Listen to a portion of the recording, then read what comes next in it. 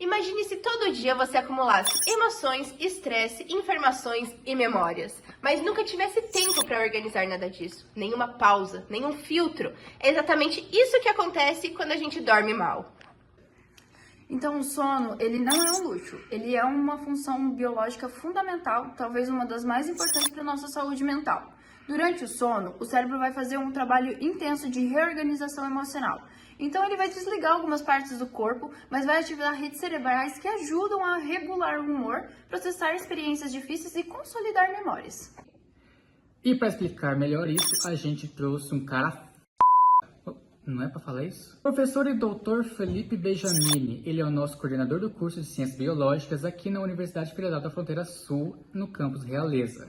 Mestre e doutor em Biologia Celular e Molecular, com foco em Fisiologia pela UFPR. O professor também já pesquisou sobre sono e cérebro fora do Brasil, no Canadá e Alemanha. Então fique com a gente e acompanhe esse bate-papo, porque o que você vai descobrir hoje pode mudar a sua forma de pensar em como você vai enxergar o seu sono.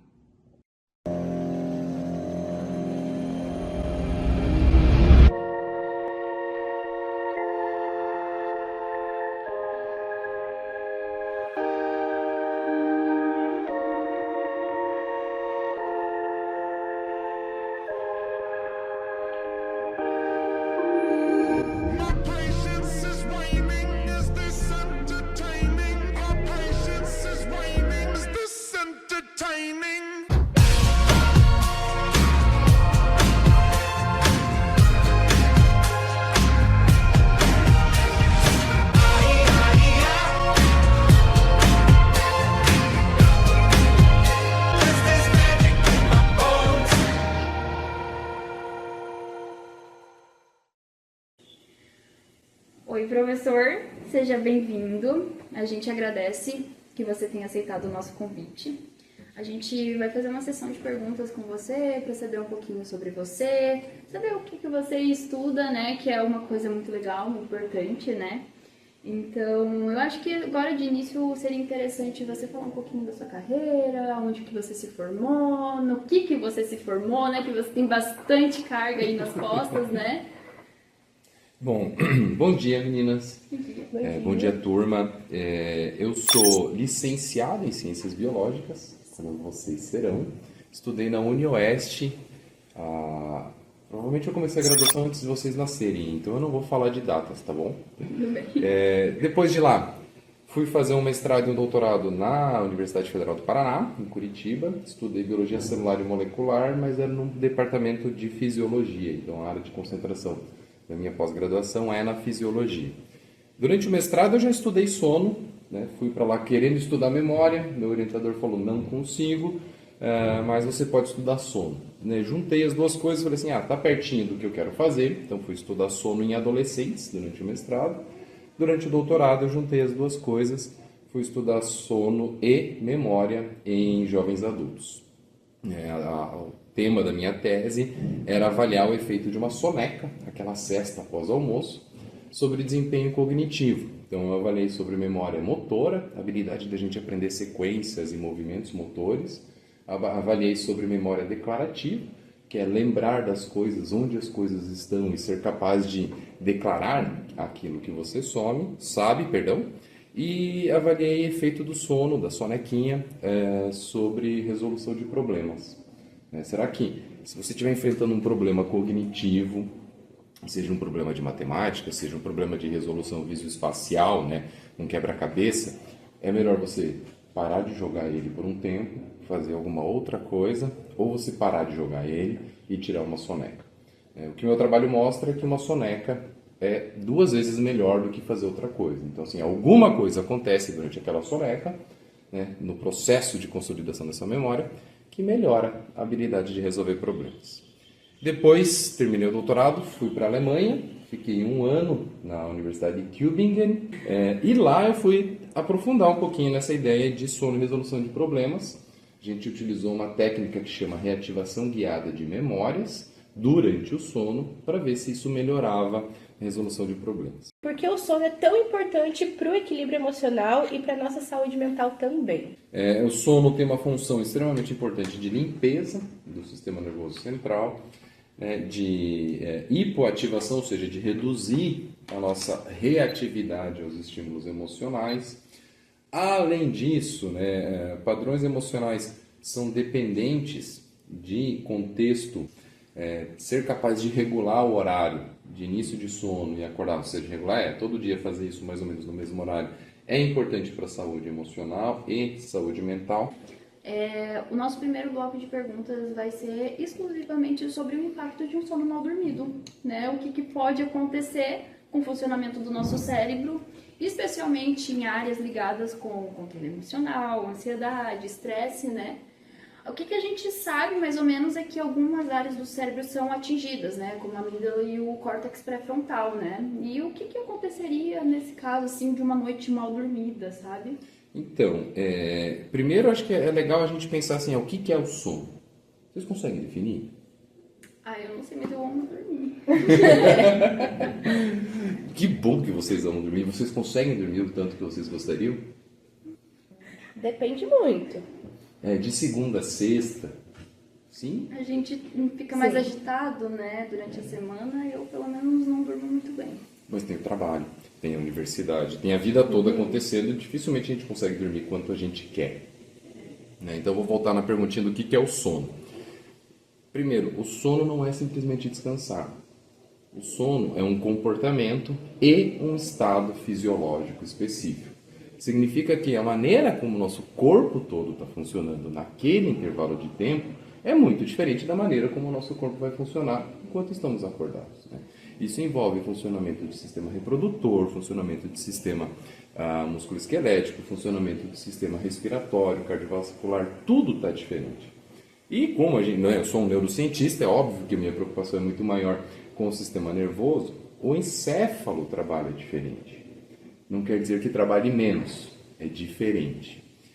E durante o sono, então, para a gente ter uma noite bem dormida de sono, indivíduos da idade de vocês vão precisar em torno aí de 8 a 10 horas de sono. As pessoas ficam falando do número mágico de 8 horas.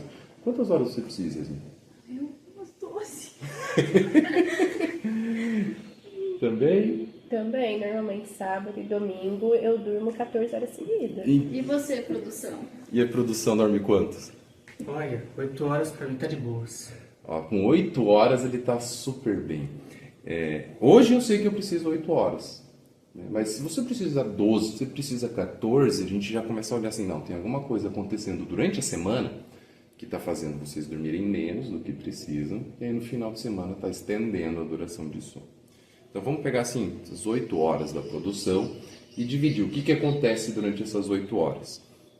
Você deita para dormir, entra num sono que a gente chama de sono leve, que é aquele momento que talvez quem está ouvindo a gente agora já está quase nele, assim, já está quase nesse sono leve, iniciando um soninho, que é um momento que a gente não tem certeza se está dormindo acordado. E é um sono delicioso, eu adoro esse sono porque é um momento de muita alucinação hipnagógica, assim, um momento que a sua cabeça começa a gerar uns pensamentos, que são sonhos, muito malucos, que misturam a realidade, ou seja, o que está acontecendo fora ou o que acabou de acontecer com aquele sonho. Isso a gente chama de sono 1, ou sono leve. O padrão de funcionamento no encéfalo já está diferente ali. Depois a gente aprofunda um pouco o sono. Algumas pessoas nesse estágio 2 de aprofundamento ainda não têm certeza se estão dormindo ou não. É bem comum. Esse sono 2 de uma noite inteira, ele vai ocupar coisa de 40% da noite inteira. Então é um sono que a gente passa mais tempo. Deste sono 2 a gente vai para o sono profundo, que é um tal de sono de ondas lentas. Nesse sono de ondas lentas, a gente tem todos os neurônios dessa porção do córtex atuando de uma forma muito diferente. Estar acordado significa ter um córtex desincronizado. O que é o desincronizado? É como se cada neurônio estivesse fazendo uma coisa ao seu tempo, disparando seus potenciais de ação, alterando o seu padrão de funcionamento. Quando a gente entra em sono de ondas lentas, a gente entra em sincronização. E aqui tem uma coisa perigosa. Não é absoluta sincronização, porque isso seria o coma. Tá? É quase absolutamente sincronizado. Então aumenta a sincronização do córtex, de toda essa região superficial do encéfalo. E esse córtex sincronizado significa sono de ondas lentas, é o sono mais profundo, é difícil de acordar, a gente vai passar entre 20% e 30% da noite nele. Depois a gente vai para a próxima fase, que é de sono REM, que é o sono de movimento rápido dos olhos, onde o córtex volta a ficar desincronizado. Ele fica muito parecido com a vigília. E aí a gente tem um bloqueio de tônus muscular, então o corpo fica bem molinho. Quem tem cachorro pode ver o cachorro em casa dormindo, ele dá umas sacolejadas, assim, faz os tweets. Nós humanos mexemos os olhos de uma forma sacádica, que é mexe assim, chacoalha. E é o momento dos sonhos mais legais. Nesse momento a gente tem sonhos muito intensos, com uma carga emocional normalmente muito grande, são sonhos que vão envolver luta e fuga com mais frequência. Algumas pessoas conseguem ter consciência de que aquilo é um sonho, aí a gente fala que essa pessoa é um sonhador lúcido, mas esse sono vai ocupar os outros aí 15 a 20% da noite. Então, uma noite vai ser repleta de fases de sono ou estágios de sono. E a gente monta então um pacotinho, sono 1, 2, ondas lentas, REM, e repete isso umas 5 vezes durante a noite. 1, 2, 5, REM, 1, 2, 5, REM, 1, 2, 5, REM. O que é uma noite mal dormida? É uma noite que, por alguma razão, ou você desperta muitas vezes, e aí você interrompe esses ciclos, ou você desperta muito cedo, e aí você elimina uma dessas fases, ou você vai dormir muito tarde e elimina outra dessas fases. Qualquer uma dessas razões vai ter consequências, porque tem eventos que estão acontecendo durante essas fases que são específicos, que o nosso corpo não vai fazer em outro momento do dia. A falta de sono afeta a produção de hormônios e neurotransmissores, como o cortisol, a serotonina ou a dopamina, e também como isso acabaria agravando alguns quadros de depressão ou ansiedade. Primeiro, qualquer efeito que a gente identifica no comportamento de uma pessoa, ele não pode ser atribuído a somente um neurotransmissor. A gente tem numa cultura pop, aí, na cultura popular, a ideia que, não, se eu estou muito feliz, eu estou com um monte de serotonina, se eu estou muito animado ou muito viciado, por exemplo, em alguma coisa, eu estou com muita dopamina. Quem dera a coisa fosse simples assim, seria mais fácil de resolver. A gente sabe que alguns neurotransmissores têm maior associação com alguns comportamentos, mas não é tão simples como a gente gostaria. Sabendo disso, pensar assim, a privação de sono vai afetar a produção de algum desses neurotransmissores? Sim, todos eles. Não tenham dúvida, todos eles. E o porquê? De novo, lá no começo da nossa conversa eu falei muito claramente assim, olha, o padrão de funcionamento do sistema nervoso quando a gente está dormindo é diferente. E aquilo que está acontecendo quando a gente está dormindo vai afetar o que acontece na vigília. E aí eu vou dar um exemplo. Hoje a gente tem estudos muito legais com neuroimagem funcional, estão lá tirando fotos do cérebro enquanto a pessoa dorme, que mostram que durante o sono, especialmente sono REM, a gente vai fazendo uma diminuição na atividade de regiões importantes para as emoções, que envolvem o sistema límbico. Então vai envolver a amígdala e hipocampo. Por que vai diminuir a atividade? É mais ou menos como assim, olha, eu vou diminuir a tua atividade, no dia seguinte a tua reatividade, ou seja, como você vai reagir, vai ser um pouquinho atenuada. Traduzindo, o indivíduo que dormiu bem, no dia seguinte, quando ele é exposto a um desafio emocional, sei lá, viu uma aranha gigantesca aqui, eu tenho o maior trauma e medo de aranha-armadeira. Vocês não têm ideia, eu tenho medo de aranha-armadeira. Se eu estiver privado de sono, eu vou ter dificuldade em reagir àquilo. Se eu estiver bem, não, eu vou reagir àquilo de uma forma melhor. Quando você está privado de sono, a sua reação é pior. Por quê? Porque a tua atividade dessas regiões já está maior, já está superativada, a você é exposto a um estímulo que vai exigir dessas regiões maior ativação, a resposta é maior ainda. Essa é uma das razões. Nossa pergunta é sobre a nossa querida melatonina e qual que é a função dela, na questão do nosso sono, A gente já sabe que a melatonina, ela é o hormônio responsável por fazer a gente adormecer ali no período correto, Que quando já está anoitecendo, ela começa a dar os estímulos para a gente começar a se sentir um pouco mais cansado, para a gente começar a querer repousar. né? E aí, no caso da gente dormir as quantidades corretas de sono, né? Que seriam entre as 8 e 10 horas de sono, só que em horários irregulares. Isso aconteceria algum dano cerebral? Teria alguma coisa ali que mexeria no nosso... Então, bem legal, Yasmin.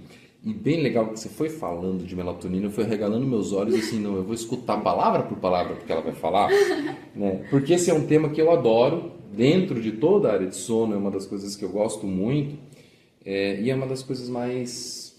Ela não é controversa, mas é que ela gera uma má interpretação do público. É perigosa, né? Então, eu não vou dizer bem perigosa, mas assim, vira uma panaceia, uma maluquice, né? As pessoas têm o hábito de buscar soluções fáceis para problemas muito complexos. Por alguma razão, na história da biologia, alguém um dia saiu de casa e falou assim, melatonina é hormônio do sono. E a gente não conseguiu calar essa pessoa, a gente tinha que ter calado essa pessoa porque ela estava falando uma grande bobagem. Tá? Melatonina é o hormônio do tempo. É diferente uma coisa da outra. Uma coisa é uma substância que é incrivelmente importante, a melatonina. Por que ela é importante? Primeiro, né? Ela é um hormônio lipofílico. Aí vocês vão lembrar das aulas de biologia celular, de bioquímica, tudo mais, para entender que um hormônio lipofílico ele atravessa a barreira da membrana das células com facilidade. E se espalha muito bem no corpo. Então hoje a gente sabe que toda célula, praticamente do nosso corpo, tem receptor para melatonina. Ou seja, todas as células do nosso corpo precisam saber quando é dia e quando é noite. Uma das formas de fazer isso é através da melatonina. Tem outra forma que é fazer isso, que é através da mudança na temperatura do corpo. Mas essa história é muito longa. Vamos focar só na melatonina. Se ela indica o tempo, né, e para a gente pensar assim do porquê que não induz sono, vocês conhecem rato? Sim? Conhece camundongo? Sim. E camundongo e rato dormem que horas? De dia ou de noite? São animais noturnos que a atividade dele acontece à noite. Eles se alimentam mais à noite, eles saem para caçar, reproduzir à noite. E quando é que é produzido melatonina nesses animais com maior intensidade? De dia ou de noite? Durante o dia, não é? De noite. Porque melatonina sinaliza o tempo. E o tempo que a melatonina sinaliza é a noite. Mas ela não está ligada com o cansaço? Não. Ela está ligada com informar que anoiteceu. Somente isso. Somente isso. O restante, que é o cansaço que você sinalizou, que é associado ao sono, é uma coincidência de que nós, humanos, somos animais diurnos. Então a gente dorme à noite. Nós dormimos quando temos maior produção de melatonina. Mas o rato, o camundongo e uma série de outros animais noturnos, eles ficam despertos quando tem melatonina. E eu gosto de usar essa história de exemplo para ficar claro para as pessoas. Então tá bom, melatonina não é para me fazer dormir, é para indicar para o meu corpo, né, para as células, por exemplo, da minha medula óssea, que anoiteceu. E por que eu citei medula óssea? Porque medula óssea vermelha produz células sanguíneas e ela aumenta a liberação de células sanguíneas, especialmente do grupo dos glóbulos brancos, quando tem melatonina. Então, se você tomar melatonina hoje, Liziara, às 19 horas, você está informando para a sua medula óssea vermelha, olha, começou o período de liberar células sanguíneas, aumentar a liberação. Aí amanhã você fala, agora eu quero tomar melatonina às 23. Então, você informou para o seu corpo que às 23 começou isso. Aí no dia seguinte você fala, não, mas hoje eu vou tomar mais umas 2 horas mais cedo, vou tomar às 10. E aí você fica falando para o teu corpo que está anoitecendo em horário diferente, todo dia. E é isso que acontece na natureza?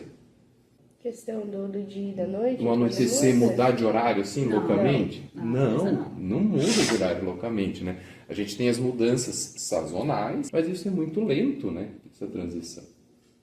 Então veja que o uso da melatonina indiscriminada, sem a orientação adequada, sem o ajuste temporal, ou seja, o horário adequado, e sem a dose adequada, ela é prejudicial. Porque ela está informando para o seu corpo todo dia que está anoitecendo num horário diferente do que realmente está. Aí a pergunta que a Yasmin deve estar me olhando e pensando assim, tá, então por que vendem isso na farmácia para a gente dormir? Por que fazem isso? Sim.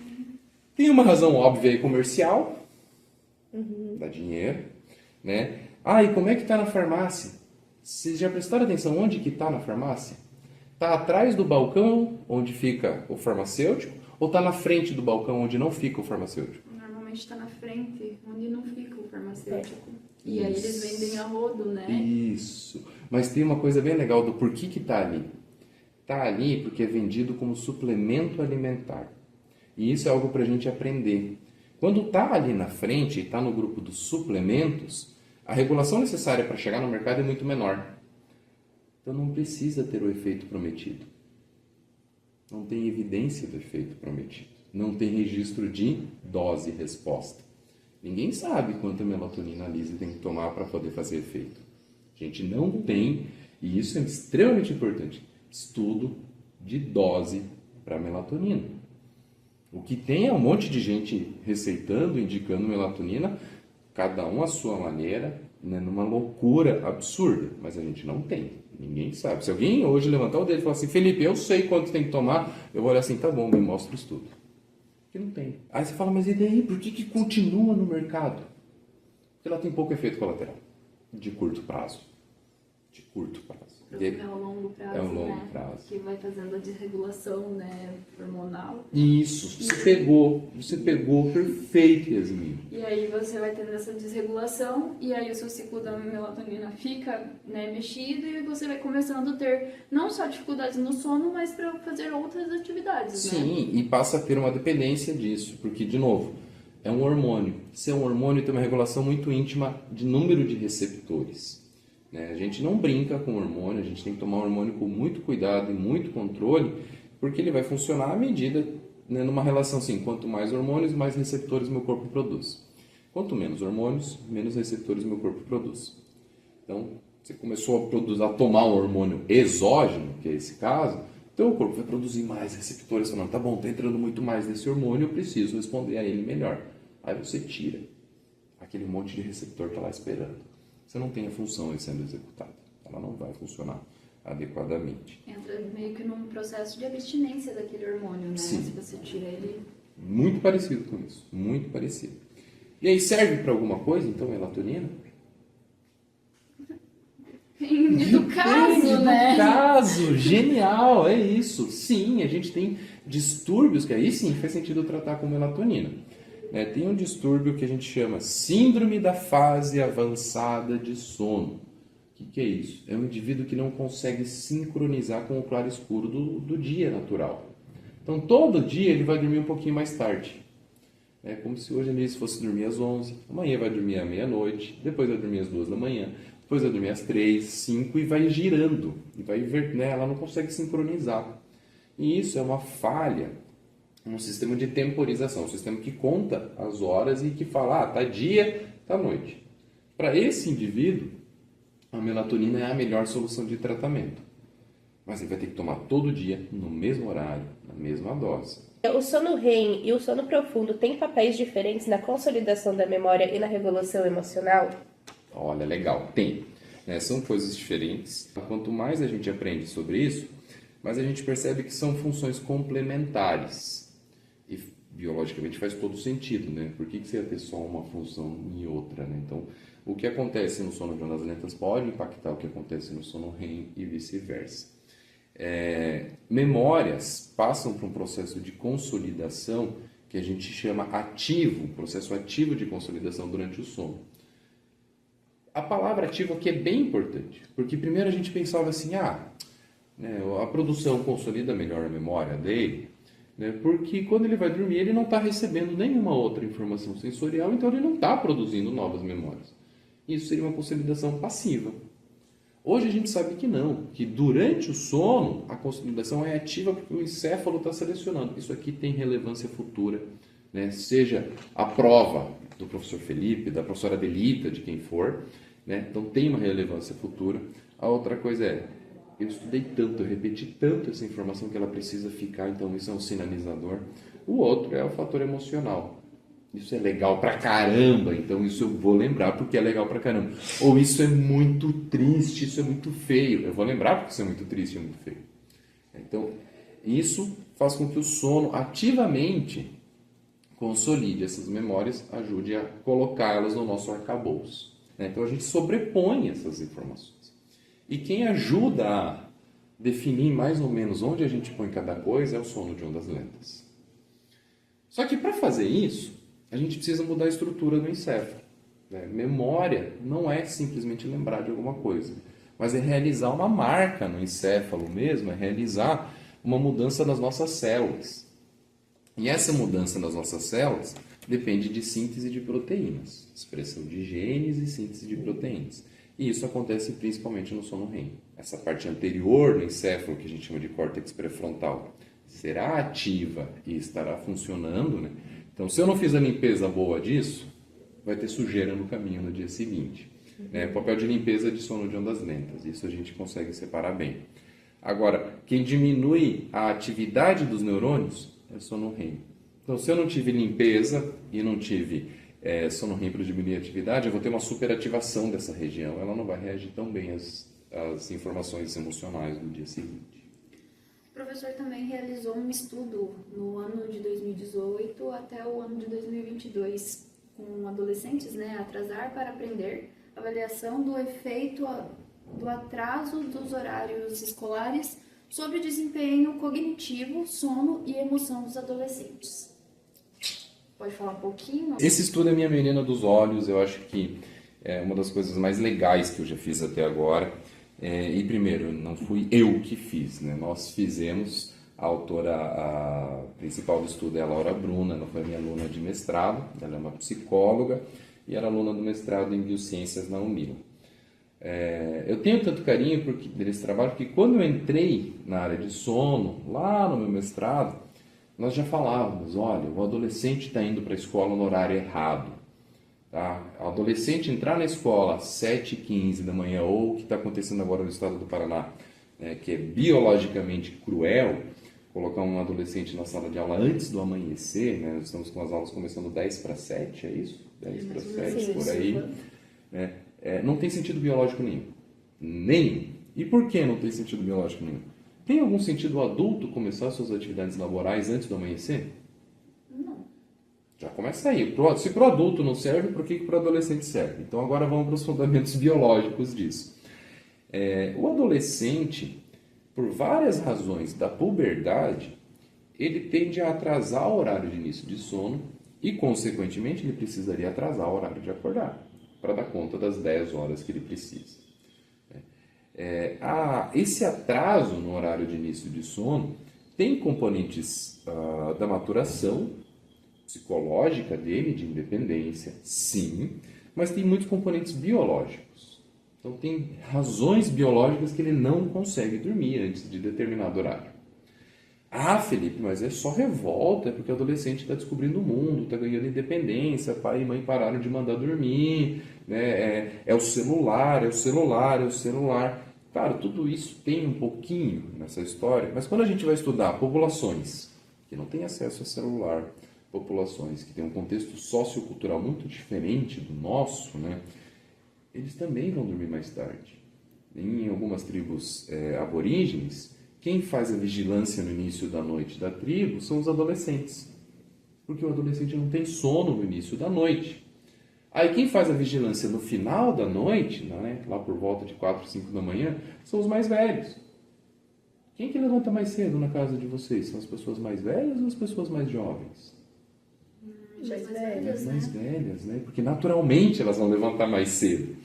E aí a gente faz isso com o adolescente. A nossa sociedade entendeu que o adolescente tem que estar na escola às 7 da manhã, 10 para 7 da manhã. Então, quando eu entrei na área, a gente já sacou, isso precisa ser mudado, precisa ser mudado. Na época, a gente propunha esse estudo para diretores, vamos atrasar o horário de início da aula para ver como é que fica a aprendizagem do adolescente, sono do adolescente e, para mim, uma das coisas mais importantes, saúde emocional dos adolescentes. Os gestores davam risada, falavam assim, você está maluco. Então, precisamos de algum tempo para conseguir convencer gestores a toparem a ideia. E aí uma gestora topou a ideia de a gente fazer esse estudo. Então, a gente fez o quê? A gente monitorou sono, atenção, sonolência e emoção num grupo de adolescentes numa escola por uma semana. Escola funcionando normal, horário normal. Na época, a escola começava às 7h30 da manhã. Aí, na semana seguinte, a gente atrasou o horário de início das aulas em 1 hora. 1 hora, não é um absurdo, é 1 hora, das 7h30 para as 8h30. Monitoramos sono, emoção, sonolência, atenção desses adolescentes durante uma semana. E aí a gente fez o oposto. Então tá bom, a gente viu aqui o que acontece quando atrasa, agora vamos ver quando retorna para as 7h30 da manhã. Então era um estudo que a gente chama de ABA. Então, controle, intervenção, controle. Eu apresentei o estudo para os pais, era uma escola bem legal nesse sentido, que os pais tinham uma participação na vida escolar intensa. Quase todos os pais dos estudantes do ensino médio foram na reunião. E aí, quando eu apresentei o estudo, a maioria deles olhou para mim assim, Felipe, eles vão dormir mais tarde. E eu olhava para eles assim, eu duvido. Não, porque eles vão dormir mais tarde, eles sabem que eles podem acordar mais tarde, eles vão dormir mais tarde. Eu falei assim, vamos ver, vamos testar. Vocês estão dispostos a testar? Não, sim, porque os argumentos que você apresentou, Felipe, que para a saúde emocional vai ser melhor, que para a saúde cognitiva vai ser melhor, então vamos fazer o teste. Fizemos o teste. Na semana de intervenção, que eles poderiam acordar mais tarde, todos eles acordaram em média 40 minutos mais tarde. Então, de 1 hora, em média 40 minutos. Teve gente que acordou no mesmo horário. E não teve problema nenhum. Aí você fala assim, mas podia acordar mais tarde, por que acordou no mesmo horário? Porque, bom, nós somos pessoas diferentes, temos pessoas altas, baixas, tem pessoas que vão acordar tranquilamente às 6h30 da manhã e tem pessoas que não. Quando eu fui olhar a hora de dormir, não mudou. Eles continuaram indo dormir por volta das 23h30. Antes, eles já iam dormir por volta das 23h30. Na semana de intervenção, eles continuaram indo dormir por volta das 23h30, em média, né? Essa é a média da turma. No meio dessa turma inteira, tinha gente indo dormir às 2 da manhã. Mas essa pessoa já ia dormir às 2 da manhã antes. Né? Então, no pior cenário, esse indivíduo ganhou mais 40 minutos de sono. Então, derrubei a primeira hipótese, né? Derrubamos. A próxima é, tá bom, e serviu para alguma coisa? Muitas coisas. A sonolência, a gente media a sonolência quando ele chegava na escola e quando saía da escola. E aí a minha hipótese era, tá bom, eles vão chegar na escola muito sonolento às 7h30 da manhã e vão sair da escola menos sonolento, que é o que acontece. E quando a gente mudar o horário, só vai mudar a sonolência do início da manhã. Não, as duas melhoraram. Né? Mudando o horário, eles chegaram menos sonolentos e eles saíam menos sonolentos. E os pais ainda relatavam que eles não tiravam mais tanta soneca à tarde. Que ela foi uma semana que teve menos duração de soneca. Porque era muito comum ir para a escola, chegava, almoçava e aí dormia a tarde toda. Por fim, com relação à saúde emocional, a gente usou uma escala que chama POMS, que faz o perfil emocional, né, o perfil de humor, e mede comportamentos associados à depressão, ansiedade, medo, raiva e excitação. Quão animado você está. Primeiro, eles ficavam muito mais animados. Né? Então isso é bom. Você quer adolescentes animados para aprender, né? Você não quer pessoas tristes, desanimadas para aprender. A participação deles em aula mesmo, né? E isso, pela participação. A motivação melhorou. E os comportamentos depressivos diminuíram. E o que também acho que é muito relevante, especialmente nessa fase, né? Comportamentos de raiva diminuíram. O que refletiu em frases dos professores. Eu tive muito menos conflito em sala. Foi uma semana com menos conflitos. Eu não tive que administrar muitos conflitos. Nossa, né? A gente descobriu a cura. Não, para mim já é um troço tão óbvio. É quase falar assim, sim, né? Você tem menos pessoas sonolentas. Então esse estudo a gente conseguiu publicar. Né? É legal porque ele já teve alguns reflexos, assim. Ele já foi citado em outros lugares. Mas é o estudo que a gente usa agora para mostrar para as pessoas. Não, eles não vão dormir mais tarde. E sim, tem efeitos positivos para a memória, para a saúde emocional, para a atenção e para a sonolência deles. Para concluir esse estudo seu, sono é político? Extremamente. Então, professor, eu acho que era isso que a gente queria saber, né? Eu acho muito legal a sua colaboração. Realmente, obrigada por ter aceitado o nosso convite.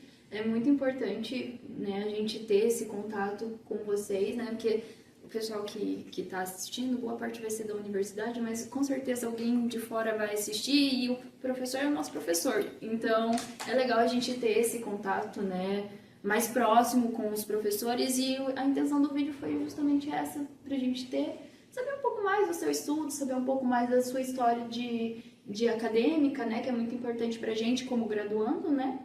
Eu acho que é mais isso. Obrigada mesmo. Valeu. Se o professor quiser falar sobre as suas considerações finais, Sim.